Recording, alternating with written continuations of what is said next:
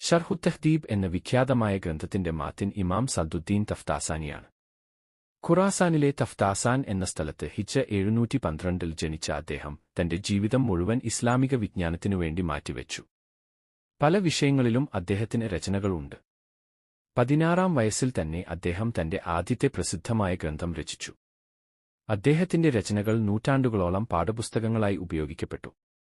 ഹിജ്റ 791 സമർഖന്ദിൽ വെച്ച് സഫർ മാസത്തിൽ വഫാത്തായ ഈ മഹാനായ പണ്ഡിതന്റെ ഗ്രന്ഥങ്ങൾ ഇന്നും പഠനവിഷയങ്ങളാണ്.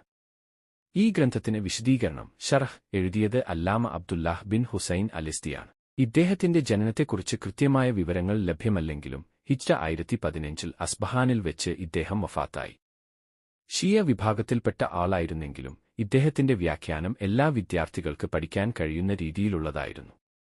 ഈ രണ്ട് പണ്ഡിതന്മാരുടെയും സംഭാവനകൾ ഇസ്ലാമിക വിജ്ഞാനത്തിന് വലിയ മുതൽക്കൂട്ടാണ്. ബിസ്മില്ലാഹിർ റഹ്മാനിർ റഹീം. അല്ലാഹുവിൻ്റെ എല്ലാ നാമവുമായി ബന്ധപ്പെട്ട് ബറക്കത്തെടുത്തവനായ നിലയിൽ ഞാൻ ഈ കിതാബിനെ രചിക്കുന്നു. അത് മുലാബസത്താക്കുമ്പം ഇനി ഇസ്തിആനത്താക്കുമ്പോൾ അള്ളാഹുവിൻ്റെ പേരുകളുടെ സഹായത്തോടുകൂടെ ഞാൻ ഈ കിതാബിനെ രചിക്കുന്നു എന്നാവും. അപ്പോൾ ഇത് മുലാബസത്താണ് എന്ന് പറഞ്ഞോല് പറയണത് ഇത് ഇസ്തിആനത്താക്കാൻ പറ്റില്ല. കാരണം കതബ്തു ബി ഖലമിൻ, ഖലമിൻ്റെ സഹായം കൊണ്ട് ഞാൻ എഴുതി. അപ്പോൾ ഖലം എന്നതൊരു ആലത്താണല്ലോ.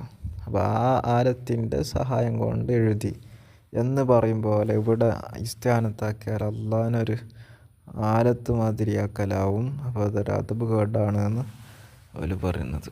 ഏതായാലും ഈ തർക്കീബാണ് വെക്കൽ. അർ-റഹ്മാനി, ജലായിലായ റഹ്മത്ത് ചെയ്യുന്നവനായ അള്ളാഹു.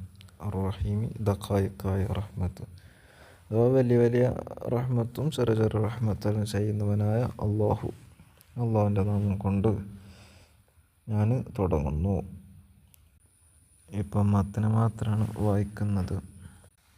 അല്ലദീ, യാതൊരുത്തനായ അള്ളാഹു, ഹദാന, നമ്മെ ചേർത്തു, സവാഅത്വരീഖി, മധ്യമസരണിയിലേക്ക് ചേർത്തു, അഥവാ സിറാത്തുൽ മുസ്തഖീമിലേക്ക് ചേർത്തു.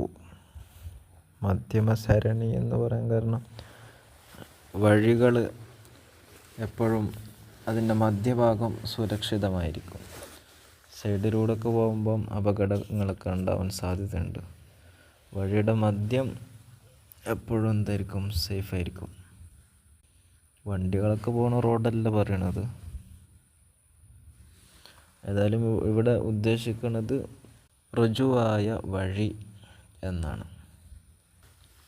വജഅല ലനാ, അല്ലാഹു സുബ്ഹാനഹു വതആല നമുക്ക് ആക്കി, അത്തൗഫീഖ, തൗഫീഖിനെയാക്കി, ഖൈറ റഫീഖിൻ, ഉത്തമ കൂട്ടുകാരനാക്കി, കൂട്ടുകാരനിൽ വച്ച് ഉത്തമനാക്കി. നല്ല കൂട്ടുകാർ ഒപ്പമുണ്ടായാൽ മറ്റേ നന്നാവുമല്ലോ. അതേപോലെ തൗഫീഖ് ഒപ്പം ഉണ്ടാകുമ്പം അയാൾക്ക് നല്ല കാര്യങ്ങൾ, നന്മകളെല്ലാം ചെയ്യാൻ അവസരം ഉണ്ടാവും. തൗഫീഖ് എന്ന് പറഞ്ഞാൽ അതാണല്ലോ, സബബുകളെ ഖൈറിൻ്റെ ഭാഗത്തേക്ക് ഒരുക്കിത്തരിക. എല്ലാ നന്മകളൊക്കെ ചെയ്യാനുള്ള സബബുകളെല്ലാം ഒത്തുകിട്ടുക, അതിനുള്ള അവസരം ഒത്തുകിട്ടുക, അതന്നെയാണ് തൗഫീഖ് എന്ന് പറഞ്ഞാൽ. വസ്സലാത്തു, അല്ലാഹുവിൻ്റെ മഹത്തായ റഹ്മത്ത്, വസ്സലാമു, രക്ഷയും, അലാമൻ, ഒരുത്തരുടെ മേലിലുണ്ടാകട്ടെ, അർസലഹു, ആ ഒരുത്തനെ അല്ലാഹു സുബ്ഹാനഹു വതആല അയച്ചു, ഹുദൻ, ഹുദക്ക് വേണ്ടി അയച്ചു, അഥവാ സൃഷ്ടികളൊക്കെ ഹിദായത്തിലാക്കാൻ വേണ്ടി അല്ലാഹു സുബ്ഹാനഹു വതആല ആ ഒരുത്തരെ അയച്ചു, സൃഷ്ടികൾക്കുള്ള ഹിദായത്തിന് വേണ്ടി. അത് മഫ്ഊലുൻ ലഹു ആക്കുകയാണെങ്കിൽ അങ്ങനെ. ഹുദ എന്ന് പറഞ്ഞാൽ എന്താണ്? സന്മാർഗം എന്നല്ലേ, ഹിദായത്താക്കുക എന്നൊരർത്ഥമല്ലല്ലോ. സെയ്ദുൻ അദുലുൻ എന്ന് പറയും പോലെയാണിത്. സെയ്ദ് നീതിമാനാണ്, വല്ലാതെ നീതി ചെയ്യുന്നവനാണ് എന്നാണ് ഇവിടെ ഉദ്ദേശിക്കുന്നത്. പക്ഷെ പറഞ്ഞെന്താണ്? സെയ്ദുൻ അദുലുൻ, സെയ്ദ് നീതിയനാണ്. അപ്പോൾ എന്തായി? മുബാലഗത്ത് ഉണ്ട് അവിടെ. അതുപോലെ തന്നെയാണ് ഹുദൻ എന്ന് പറഞ്ഞത്. ഇവിടെ ഹുദൻ എന്നതിനെ മഫ്ഊലുൻ ലഹു ആക്കാം, പിന്നെ ഹാലും ആക്കാൻ പറ്റും.